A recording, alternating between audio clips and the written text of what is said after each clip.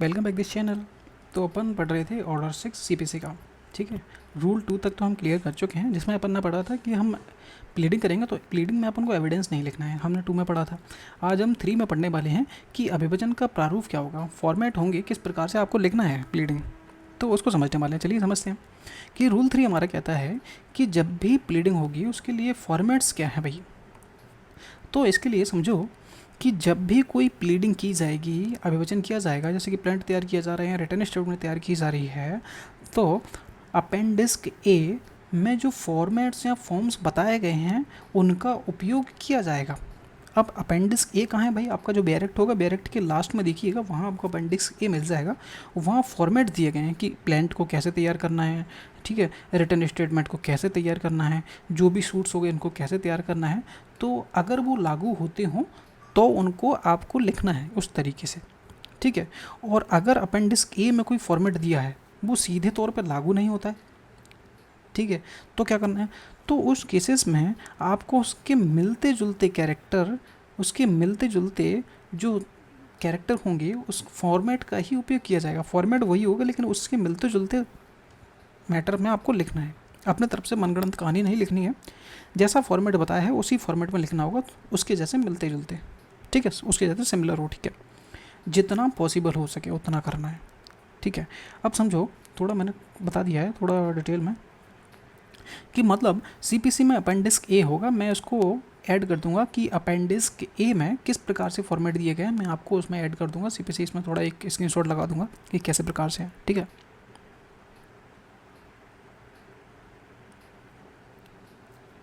तो इस प्रकार के फॉर्मेट होंगे आपके सीपीसी का जो बैरेक्ट होगा उसके पीछे।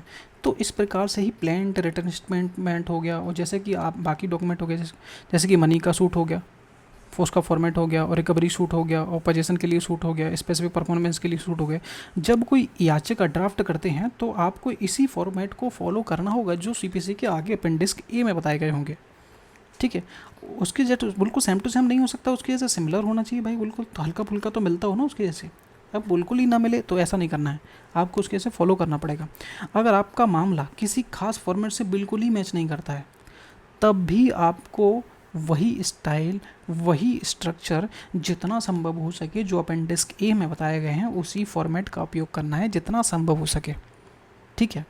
अब इम्पोर्टेंट पॉइंट समझिए एग्जाम के पर्पज़ से, कि जैसे कि जुडिशियली मेंस के एग्ज़ाम में कभी कभी पूछा जाता है कि are the form in the appendix A is a mandatory, यानी कि अपेंडिक्स ए में जो फॉर्मेट दिए गए हैं वो मैंडेटरी है।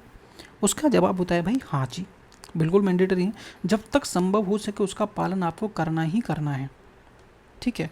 सेकंड हमारा कि अगर कोई बिना फॉर्मेट के गलत या फिर बिक्री हुई प्लीडिंग फाइल करता है तो कोर्ट क्या करेगा, तो कोर्ट उसे सुधारने के लिए, अमेंड करने के लिए ऑर्डर दे सकता है कि आप इसको गलती को सुधारिए। तो ये नौटंकी आपको ना करना पड़े, इसलिए अपेंडिक्स ए में जो फॉर्मेट बताए गए हैं उसके मिलते जुलते ही फॉर्मेट्स आपको तैयार करने हैं आप जब भी आप प्लीडिंग करोगे तब, ठीक है।